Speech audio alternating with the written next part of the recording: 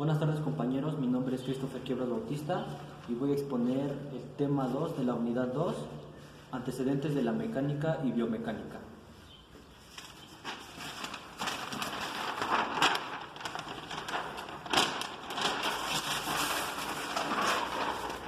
Bueno, como primer tema tenemos los antecedentes de la mecánica y la biomecánica.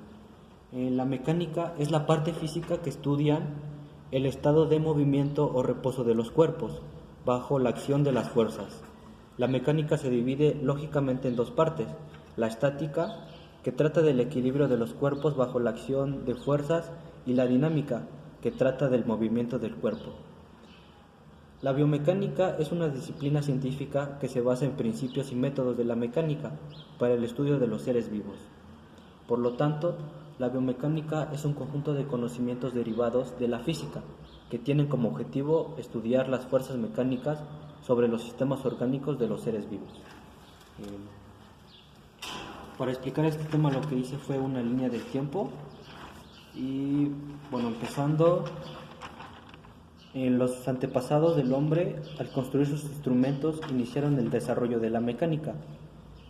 El origen de la mecánica surgió en las antiguas civilizaciones al construir sus instrumentos,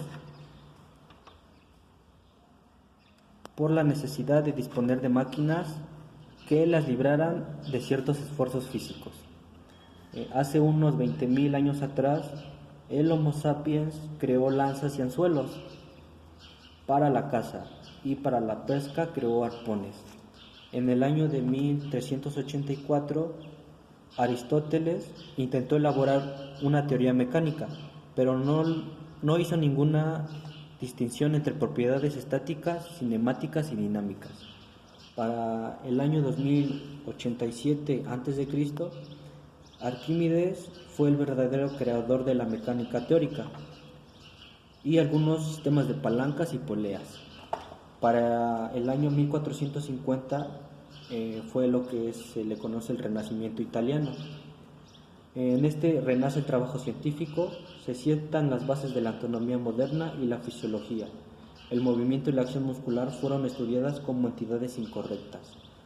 Para 1452, Leonardo da Vinci llegó a percibir inventos que no pudo desarrollar, aunque se construyeron más tarde, tales como el helicóptero o el submarino, pero hubo otros diseños que sí funcionaron, como las grúas móviles, los barcos, trajes de buzo, ascensores, máquinas para tallar tornillos, limas e incluso una especie de coche o máquina de movimiento continuo alterno.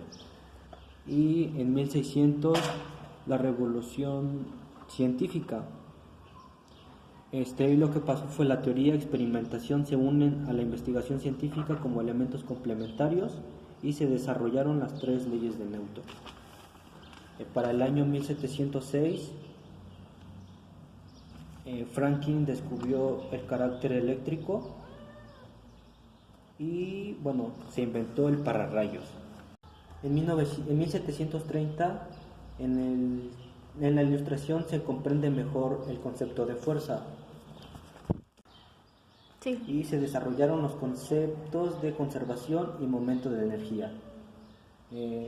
Surgen las leyes de la energía y el movimiento y se inicia el estudio de los biomateriales. Para el año 1800, a ese siglo se conoció como el siglo de la marcha. Se desarrollaron métodos de medición para cuantificar la cinemática y la corriente eléctrica. La biomecánica se convierte en una ciencia basada en el análisis matemático y se extienden los biomateriales. Para 1885 se inventa el primer automóvil. Para 1893 se inventa el motor diésel, y en el siglo XX el enorme desarrollo tecnológico y mecánico a partir de las dos guerras mundiales, el apoyo financiero a la investigación, el aumento en el número de investigadores en el centro de investigación.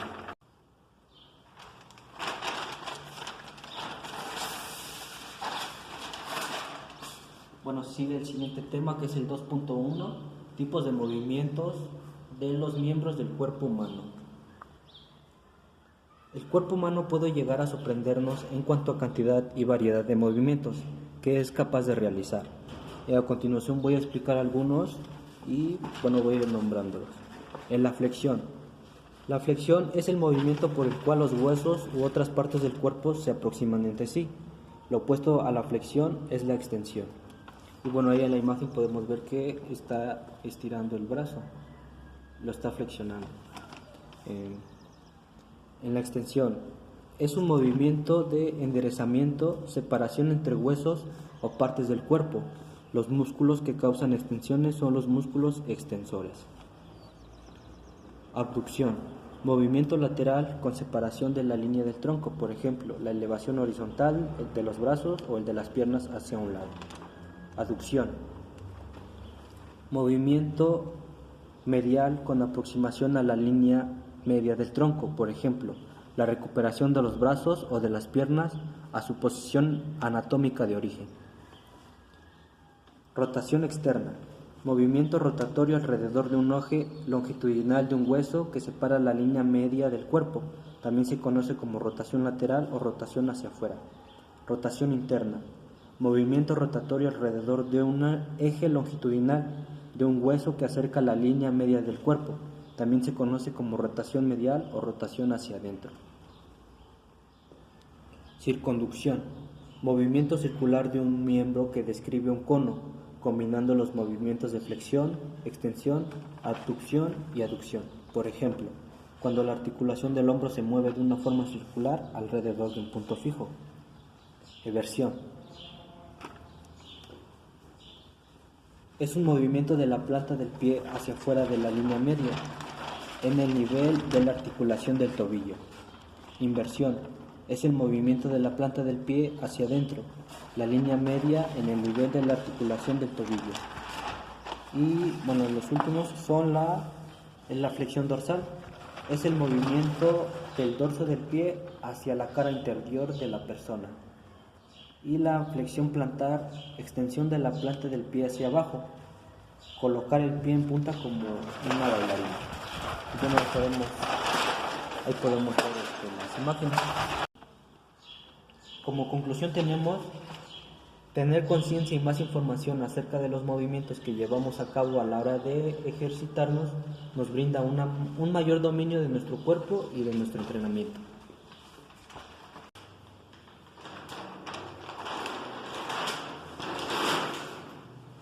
Bueno, voy a seguir explicando y vamos a pasar al 2.2, que es la carga física.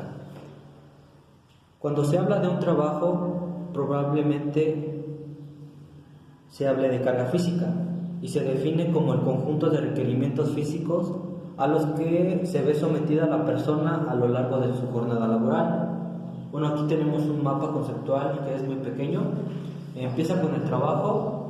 La persona debe de hacer requerimientos físicos para realizar dicho trabajo. Se le conoce como una actividad física, que esto nos conlleva a una fatiga. Los conceptos que entran en carga física son los esfuerzos físicos, las posturas de trabajo y la manipulación de cargas. Los esfuerzos físicos se dividen en dos, en estáticos y dinámicos.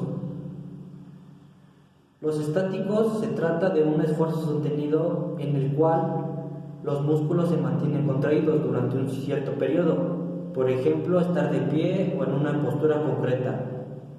Este tipo de actividad hay un gran consumo de energía y un aumento del ritmo respiratorio.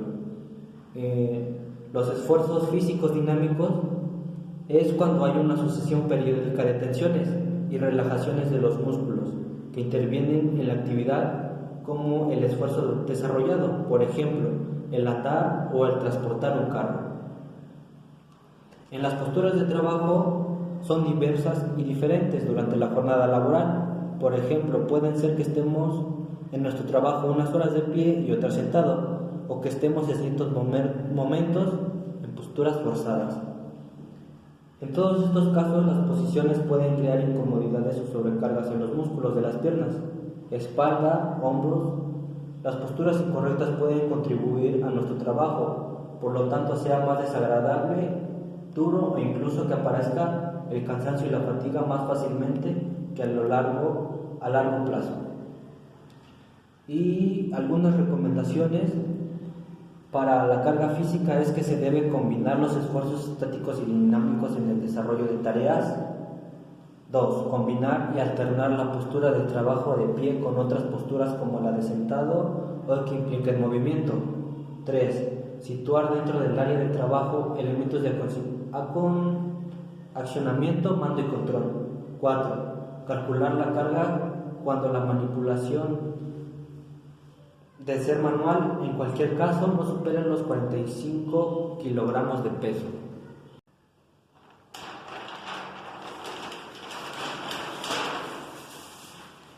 Pasamos con el siguiente tema, 2.3, que son las soluciones ergonómicas a las lesiones biomecánicas. Las posturas forzadas, los movimientos repetitivos o un mal entorno de trabajo puede dar como resultado la aparición de lesiones. Al inicio pueden resultar mínimas, con el paso de los años pueden volverse crónicas. A nivel biomecánico, los principales factores de riesgo son mal funcionamiento de una parte del cuerpo, postura, movimientos, carga de trabajo, duración de la jornada, espacio de trabajo, iluminación, ventilación y materiales de trabajo. Algunos métodos para la evaluación de la ergonomía del puesto de trabajo tenemos que en el análisis biomecánico podemos utilizar el método BIOMEC, que realiza evaluaciones biomecánicas de esfuerzos estáticos a partir de la postura, la carga y la frecuencia y duración de los esfuerzos. Para la repetitividad podemos utilizar el método OCRA, que es la versión checklist. Permite evaluación rápida del riesgo asociado a movimientos repetitivos de los miembros superiores. Otro método que podemos utilizar es la carga postural, que es el método RULA. El método RULA permite evaluar la exposición de los trabajadores a riesgos debido al mantenimiento de posturas inadecuadas. El método REVA evalúa la exposición de los trabajadores a factores de riesgo que puedan ocasionar desórdenes traumáticos y acumulativos. El método OWASH es un método sencillo destinado al análisis ergonómico de la carga postural. Basa sus resultados en la observación de las diferentes posturas adoptadas por el trabajador.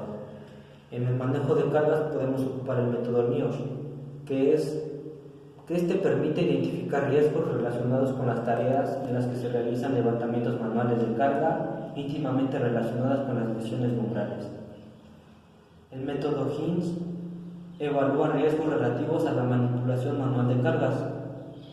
Y bueno, para el ambiente térmico tenemos el método FANGE, que este método permite estimar la sensación térmica global de los presentes en un ambiente térmico determinado, el cálculo del voto medio estimado. Y por último, las utilidades. Ahí podemos utilizar el MET, que es una herramienta para estimar la tasa metabólica empleando métodos de estimación del metabolismo energético. Bueno, con estos métodos nosotros podemos evitar algunas lesiones biomecánicas.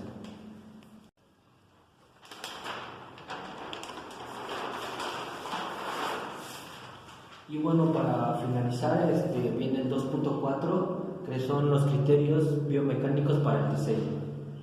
Un valor o un criterio biomecánico es la asociación de un mecanismo de daño a través de un parámetro físico o una función de parámetros con una probabilidad de lesión. El criterio biomecánico nos marca el valor expresado en un parámetro físico, a partir del cual las probabilidades de sufrir una lesión son mayores. Bueno, se basa en que al manejar una carga pesada o una carga ligera incorrectamente levantada, aparecen momentos mecánicos que se transmiten en los segmentos corporales hasta las vértebras lumbrales, dando lugar al estrés. A través del empleo de modelos biomecánicos y usando datos recogidos en estudios sobre la resistencia de dichas vértebras, se llegó a considerar un valor de 3.4 kN como fuerza límite de compresión en la vértebra para la aparición de lumbalgia.